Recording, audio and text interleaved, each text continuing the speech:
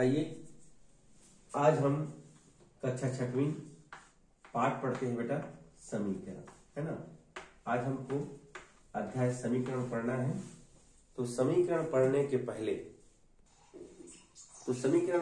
पहले हम चरांक, स्थिरांक और बीजीय व्यंजक के बारे में जान लेते हैं। मैं इसके पहले अध्याय में आप लोगों को बता चुका हूं कि चर क्या होता है, अचर क्या होता है और बीजीय व्यंजक क्या होता है। ठीक है, हम पेपर देने जाते हैं, परीक्षा देने, तो हम क्या क्या चेक करते हैं, हमारे पास प्रवेश पत्र है कि नहीं, कंपास है कि नहीं, पेन है कि नहीं। तो ठीक उसी तरह समीकरण पढ़ने के पहले हमें इन चीजों को जानना बहुत आवश्यक है कि चर क्या होती है, अचर क्या होती है और बीजीय व्यंजक क्या होती है। तो चर क्या होती है जी, आप पढ़ चुके हो। जिसको हम नहीं जानते, जिसका मान अज्ञात होता है, ठीक है, जिसको हम अंग्रेजी के छोटे अक्षरों ए से जेड तक मानते हैं, वो क्या कहलाता है, चरांक या चर कहलाता है। और जिसका मान निश्चित होता है, ठीक है, जिसका मान नहीं बदलता, जो संख्या के रूप में होती है, उसे अचर या क्या कहते हैं, स्थिरांक कहते हैं। ये 1 से लेकर अनंत तक होती है। और चर और अचर या चरांक और स्थिरांक से बना व्यंजक ही क्या कहलाता है, बीजीय व्यंजक कहलाता है। फिर से चरांक और स्थिरांक से मिलकर बना व्यंजक ही क्या कहलाता है, बीजीय व्यंजक कहलाता है। यहाँ पर एक चर था जिसका मान बदलते रहता है, 5 अचर है जिसका मान नहीं बदलता। इन दोनों का योग क्या हो गया, 1/5। तो ये क्या हो गया कि ये बीजीय व्यंजक हो गया बेटा, है ना।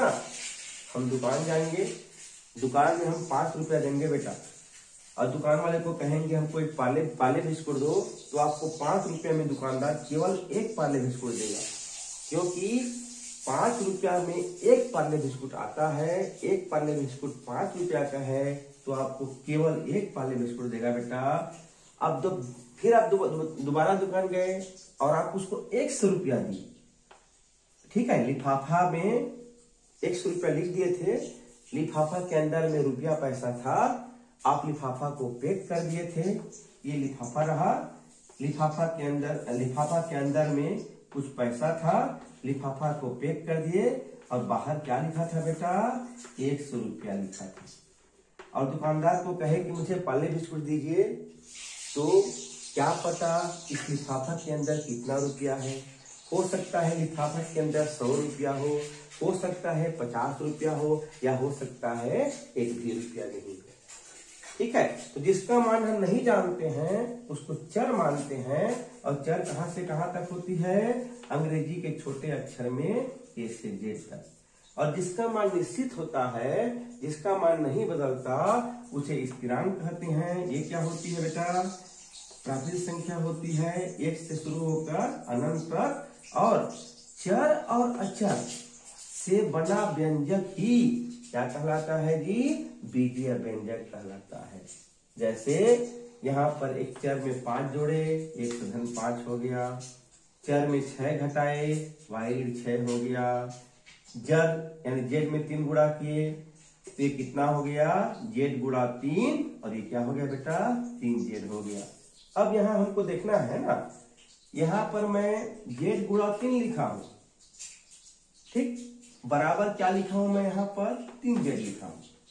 ऐसा क्यों हुआ, ऐसा इसलिए हुआ क्योंकि गुणा में क्रम विनिमय का नियम लागू होता है। कौन सा विनिमय, क्रम विनिमय। क्रम विनिमय क्या होता है, यदि आप 2 का गुणा 3 से कर रहे हो, 2 तिया 6 होगा बेटा, और आप 3 को पहले ले आए, 2 को बाद में ले गए, तो 3 दूनी भी कितना होता है, 6 ही होता है। गुणा में क्रम को अदला बदली करके गुणा करने पर भी उसका मान नहीं बदलता, इसलिए हम जेड इंटू 3 को क्या लिखे हैं, यहाँ पर 3 जेड लिखे हैं। यहाँ पर क्या हुआ, चर के साथ चर में 9 का भाग दिए, भाग का a/9 हो गया। बीजीय व्यंजक क्या प्राप्त हो गया, a/9। तो बीजीय व्यंजक क्या होती है, चर और अचर से बना व्यंजक ही क्या कहलाता है जी? बीजीय व्यंजक कहलाता है। ठीक है, चलिए अब आगे बढ़ते हैं। अब हम पढ़ते हैं समीकरण। तो इसके समीकरण को पढ़ने से पहले इन दोनों भाई का वार्तालाप सुन लेते हैं। ठीक है, इन दोनों भाई क्या बातचीत करते हैं? तो बड़ा भाई छोटा भाई से बोल रहा है, क्या बात कर रहा है? बड़ा भाई ने छोटा भाई से कहा, मेरे पास जेब में 2 रुपया था। ठीक है, बड़ा भाई बोल रहा है छोटा भाई को, मेरे पास जेब में 2 रुपया था और मेरे पापा जी ने मुझे 5 रुपया और दे दिए। ठीक, ऐसा किसने कहा? बड़ा भाई ने छोटा भाई को कहा। तो बड़ा भाई कह रहा है छोटे भाई से, तो बताओ मेरे पास कितना रुपया हुआ? अब छोटा भाई दिमाग लगाया बेटा है, 2 रुपया पहले से था, 5 रुपया और दिए मतलब जमा किए। जमा मतलब होता है दान। 2 पहले था, 5 जमा किए, तो 2 और 5 कितना हो गया? 7 हो गया। ठीक, 2 5 कितना हो गया? 7 हो गया। अब यहां पर देखेंगे ये कथन सही है कि सही नहीं? ये कथन बेटा सही नहीं है। 2 5 7 होता है, ये कब सत्य होगा?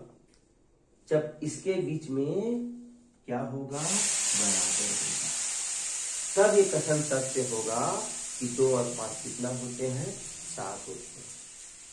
ठीक है, 2 रुपया पहले से था, 5 रुपया आ गया, तो 2 5 कितना हो गया? 7 हो गया।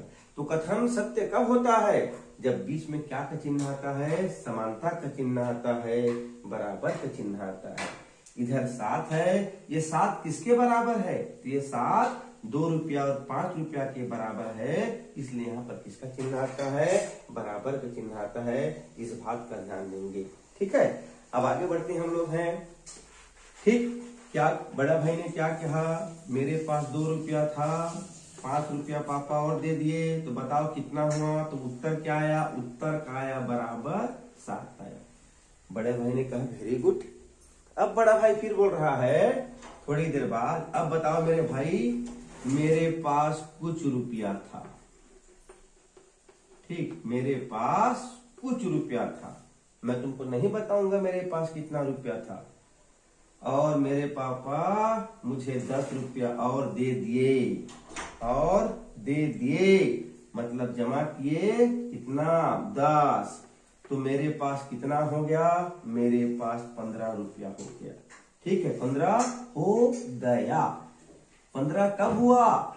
जब कुछ रुपया में 10 जोड़े, जैसे जोड़े मतलब यहाँ पर क्या चिन्ह आएगा? बराबर। कितना हुआ? 15 हुआ।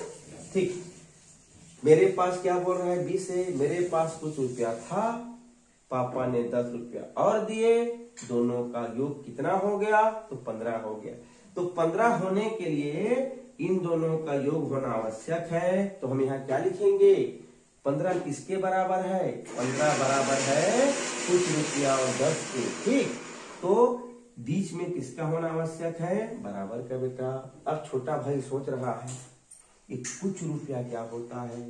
ठीक है, अब मैं इसको कैसे बनाऊं, इसको मैं कैसे सॉल्व करूं? तो देखिए है ना, हम जिसके बारे में नहीं जानते हैं, ठीक, जिसके बारे में हमको निकालना रहता है, उसको हम मानते हैं कोई चर संख्या। क्या मानते हैं जी? चर संख्या मानते हैं। 15 को हम जानते हैं, 15 अचर राशि है, बराबर गणितीय चिन्ह है, 10 अचर राशि है, धन संक्रिया है।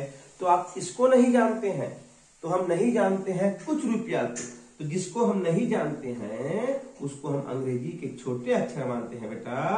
आप ए से लेकर जेड तक इसको कुछ भी मान सकते हो।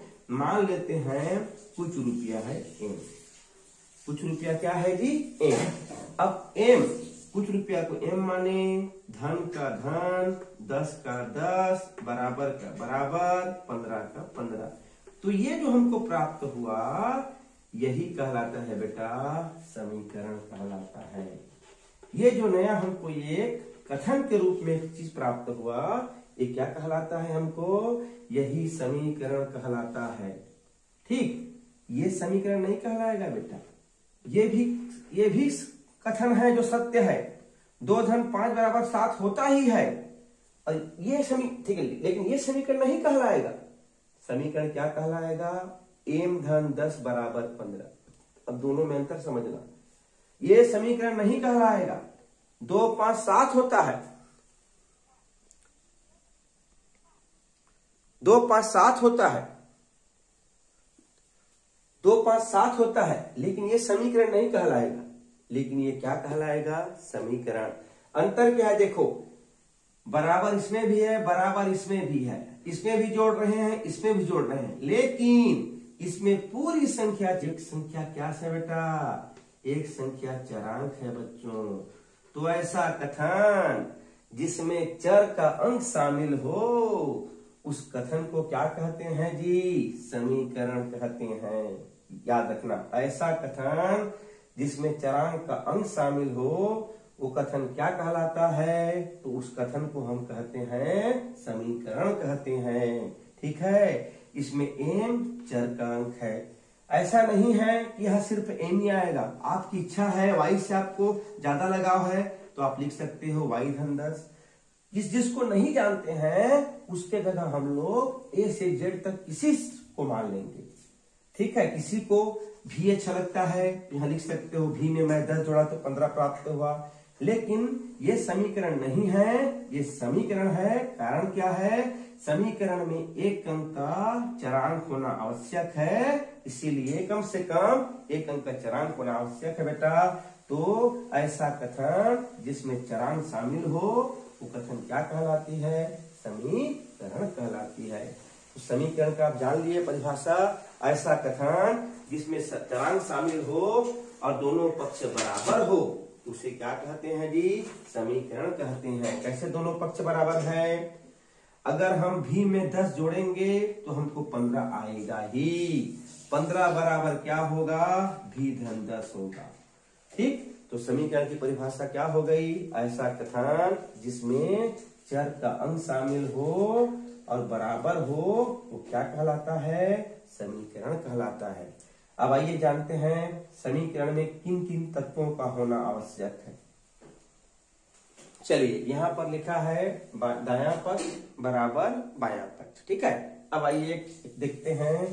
प्रश्न है, ये भाई, ये जो लड़का है अपने छोटे भाई से बोल रहा है, मेरे पास कुछ रुपया था। कुछ रुपया था, हाँ बोला ठीक। तो उसके बाद मैंने उसमें से 5 रुपया खर्च कर दिया। कुछ रुपया था, पहले क्या बोला? कुछ रुपया था। क्या बोल रहा है जी? मेरे पास कुछ रुपया था। चलिए लिखते हैं, कुछ रुपया था। अब कुछ रुपया में उसने क्या कर दिया? खर्च कर दिया बेटा। तो खर्च करेंगे तो पैसा तो कम होगा ही। ठीक है, खर्च करने में हम पैसा खर्च करेंगे तो कम होगा ही। तो कम को क्या लिखते हैं? ऋण। कितना खर्च किया? 5 रुपया खर्च किया।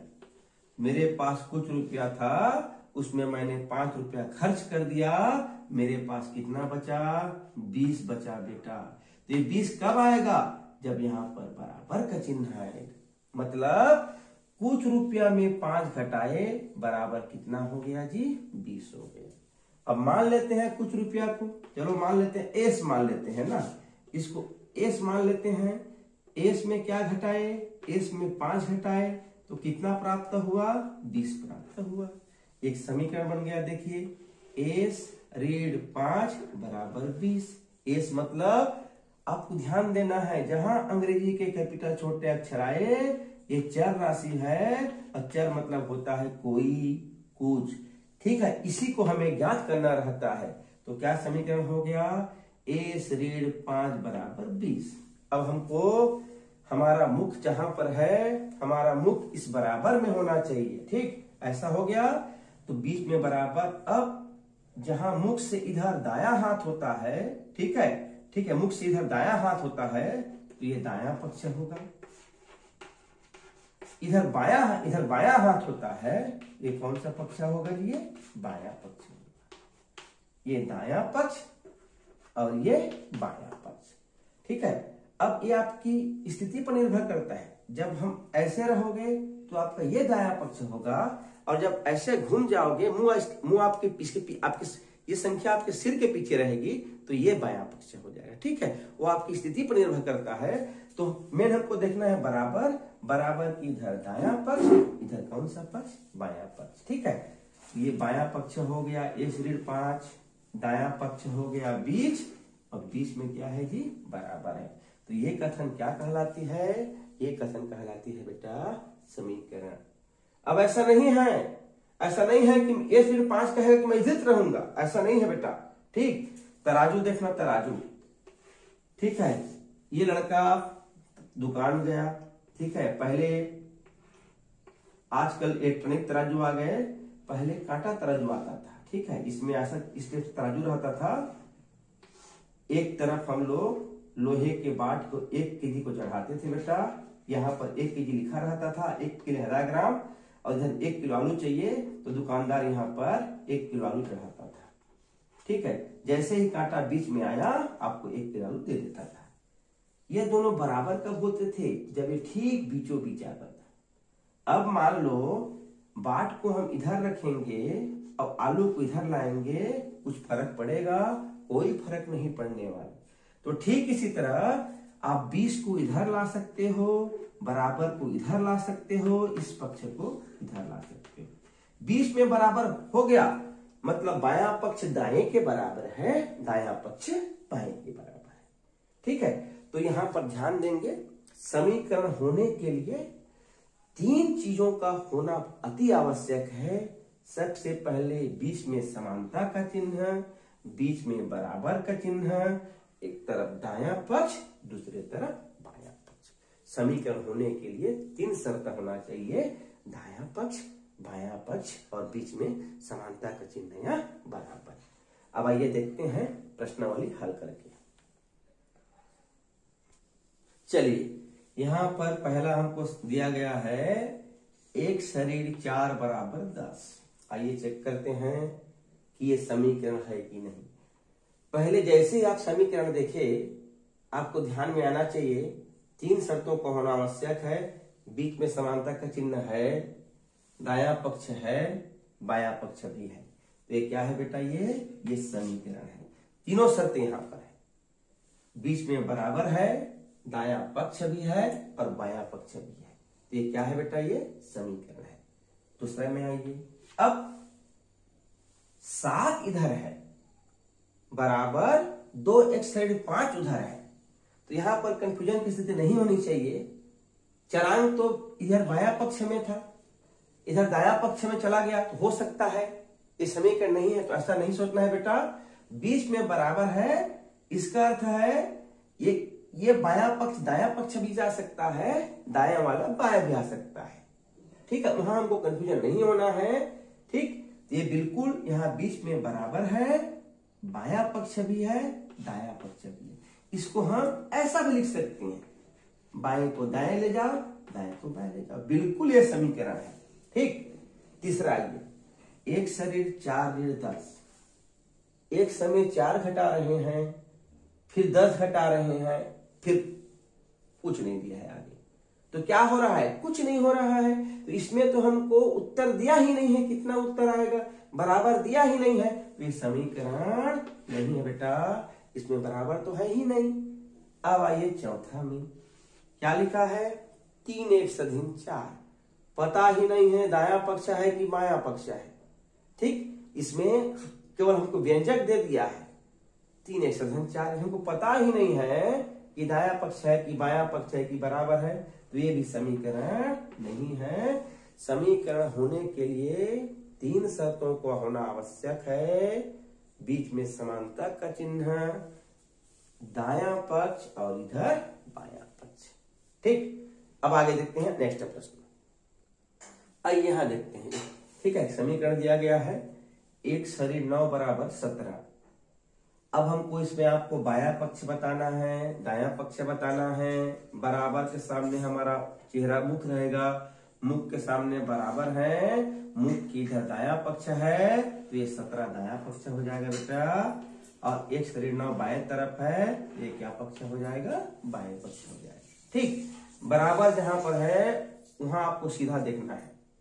ठीक, बराबर की जिधर आपका मुख के इधर आपका दायां हाथ है तो ये दायां पक्ष हो जाएगा, इधर बायां हाथ है तो क्या पक्ष हो जाएगा, ये बायां पक्ष हो जाएगा। ठीक है, अब आते हैं तीसरा प्रश्न। ठीक, तीसरा प्रश्न दिया है, देखेंगे। सही, एक प्रश्न दिया है हमें, प्रश्न में स्पष्ट निर्देश दिया है कि अज्ञात को y मानना है, अपना मन से नहीं मान लेना है। अज्ञात को क्या मानना है, y मानना है। आइए प्रश्न को पढ़ते हैं। किसी संख्या के 2 गुने में से, किसी संख्या के 2 गुने में से 3 कम करने पर कितना उत्तर आता है, तो 17 आता है। जो भी हमको गुणा जोड़ घटाना करना है, इन सब को करने के बाद हमें उत्तर कितना आना चाहिए, 17 आना चाहिए। मतलब ये 17 बराबर के 12 है बेटा। जो भी हमको कहा है गुणा भाग जोड़ घटाओ, इन सब को करेंगे, करने के बाद जो उत्तर आता है वो 17 आना चाहिए। ठीक, ये हमको मिल गया 17, ये अचर है बेटा जिसको हम जानते हैं। ठीक, और क्या जानते हैं, किसी संख्या। ठीक है, अब शुरू से आते हैं। किसी संख्या, किसी संख्या दिया है, इसके बारे में हम नहीं जानते हैं जी, ये किसी संख्या क्या है।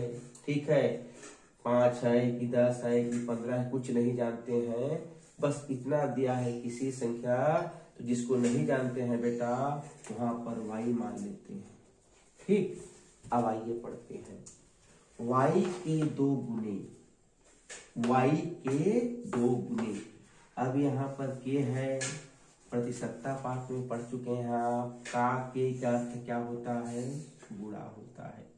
तो y के मतलब y गुणा, कितने गुने, 2 गुने, 2 गुने, दुगुना, डबल।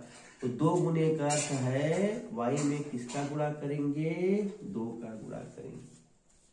में अब किसमें, y गुणित 2 में क्या कर रहे हो, कम कर रहे हो। कम का चिन्ह क्या होता है, ऋण। कितना कम, 3 कम। तो यहाँ पे लिखेंगे 3, तो उत्तर कितना आता है, तो 17 आता है, तो बराबर 17। ये आपका समीकरण बेटा बन गया। ठीक है, y किसी संख्या गुणा के 2 गुने में, इसमें क्या कर रहे हो, कम कर रहे हो, कितना, 3, तो कितना आता है, 17 आता है। ये आपके सामने बनकर समीकरण बेटा तैयार है। किसी संख्या y के गुणा 2 गुना 2, कम करना ऋण 3 का 3, कितना आता है, 17 आता है। ठीक है, अब आइए बनाते हैं। y गुणा 2 है बेटा, इसको हम y इंटू 2 लिख सकते हैं, ऋण 3 बराबर 17। अब इसको क्या लिख सकते हैं जी, क्रम विनिमय नियम से 2 सामने चला जाएगा, y पीछे, 2y ऋण 3 बराबर 17। ये देखिए आपके सामने समीकरण बनकर तैयार है बच्चों। 2y किसी संख्या 2 गुणा है तो किसी संख्या का क्या हो गया, 2 गुना हो गया। ऋण है तो कम कर रहे हो, कितना कम, 3, तो उत्तर कितना आना चाहिए, 17 आना चाहिए। ये आपका कथन, ये आपका समीकरण बनकर तैयार है। ठीक है, आइए दूसरा देखते हैं। तो अगला क्वेश्चन है, किसी संख्या का छठा भाग, ठीक, कितना है, 7 है। ठीक, स्पष्ट दे दिया है छठा, मतलब ठीक है, यदि मान लो यहां कुछ संख्या देता, ठीक, 12 का छठवां भाग, तो 12 को कितने भाग में बांटना है जी, 6 भाग में बांटना है। ठीक है, प्रश्न आता मान लो 12 का छठवां हिस्सा, तो हम यहाँ क्या करते, 12 को 6 से भाग देते बेटा, 12/6 करते। भाग मतलब क्या होता है, बटा करना होता है। तो किसी संख्या का छठवां हिस्सा मान लेते हैं। अब आप किसको नहीं जान रहे हो बेटा, 7 मतलब 7 होता है, इन सब को हल करेंगे तो उत्तर कितना आना चाहिए? 7। ये तो अचर हो गया। ठीक, छठा भाग को भी जानते हो। छठा भाग मतलब 6 भाग करना है। तो किसको नहीं जानते हो? तो किसी संख्या को नहीं जानते हो। तो मान लेते हैं इसके जगह हम लिखते हैं y, इसको गोला कर लेते हैं, यहां लिखते हैं y। अब पढ़िए, y का छठा भाग, y का छठवां हिस्सा। तो y हिस्सा मतलब बटा कितना? 6। तो y का छठवां हिस्सा कितना होता है? 7 होता है। तो बराबर कितना आ जाएगा? 7। मतलब किसी संख्या में हम 6 का भाग दिए तो कितना प्राप्त होता है? 7। ये सब गुणा भाग करके उत्तर जो आता है 7, इसीलिए यहाँ क्या लिखते हैं? बराबर 7। तो क्या हो गया कि y बटा 6 बराबर 7। ठीक, जैसा प्रश्न में कहा जा रहा है वैसा ही आपको नोट करना है। बाकी तो आप बनाएंगे बेटा। अब आते हैं प्रश्न चौथा। अब इस प्रश्न को हमको कथन के रूप में दिया है। ठीक, हमको समीकरण दे दिया है। अब इसको हम कथन के रूप में शब्द बनाएंगे। आइए देखते हैं कैसे बनाते हैं। सबसे पहले मुझे ये बताइए, इसमें आप किसको नहीं जानते हो? ठीक, 9 मतलब 9, 10 से कम 9 होता है। बराबर मतलब बराबर है, संक्रिया गणितीय चिन्ह है। 6 मतलब 6 होता है, इसको भी अचर है, ऋण गणित का संक्रिया है। तो किसको नहीं जानते हो? तो एक से को नहीं जानते हो। तो जिसको नहीं जानते हैं उसको क्या मान लेते हैं? किसी संख्या। तो यहां पर क्या लिखेंगे बेटा? किसी संख्या। अब किसी संख्या में क्या कर रहे हो? जोड़ रहे हो, घटा रहे हो, गुणा करके भाग स्पष्ट दिया है, घटा रहे हैं। तो किसी संख्या में क्या कर रहे हो? घटाने पर क्या घटा रहे हो? तो 6 घटा रहे हो। तो किसी संख्या में 6 घटाने पर, एक से ऋण 6, किसी संख्या ऋण 6, किसी संख्या में 6 घटाने पर कितना प्राप्त होता है? तो 9 प्राप्त होता है। तो 9 प्राप्त होता है। ये आपका कथन बनकर तैयार है बेटा। जहां चर है उसको हम किसी संख्या मान लेते हैं। आइए एक और देखते हैं। अब यहां दिया है x/2 धन 5 बराबर 10। ठीक, कंफ्यूज नहीं होना है हमको। x/2। अब किसको नहीं जानते हो? 10 रुपया में 2 पार्ले बिस्कुट, 5 रुपया में 1 पार्ले बिस्कुट, 2 तो सम है, बराबर तो चिन्ह है, धन तो गणित है। तो हम किसको नहीं जानते हैं? ये x को नहीं जानते हैं। अब x को मान लेंगे किसी संख्या। अब किसी संख्या में बटा 2 कर रहे हो। ठीक, किसका भाग दे रहे हो? 2 का। तो किसी संख्या का कौन सा भाग? दूसरा भाग। किसी संख्या के दूसरे भाग में क्या कर रहे हो? जोड़ रहे हो। कितना जोड़ रहे हो? 5 जोड़ रहे हो। तो कितना प्राप्त होता है? 10 प्राप्त होता है। ठीक है, x/2 किसी संख्या के भाग 2 मतलब किसी संख्या के कितने भाग? दूसरे भाग। या 5 रहो तो 5वें भाग होता, 2 है दूसरे भाग में क्या कर रहे हो? जोड़ रहे हो। कितना जोड़ रहे हो? 5 जोड़ रहे हो। तो क्या लिखेंगे? किसी संख्या के दूसरे भाग में 5 जोड़ने पर 10 प्राप्त होता है। ऐसे करके आप कथन के रूप में लिख सकते हैं बेटा। अगले क्लास में हम समीकरण को हल करना सीखेंगे। ठीक है।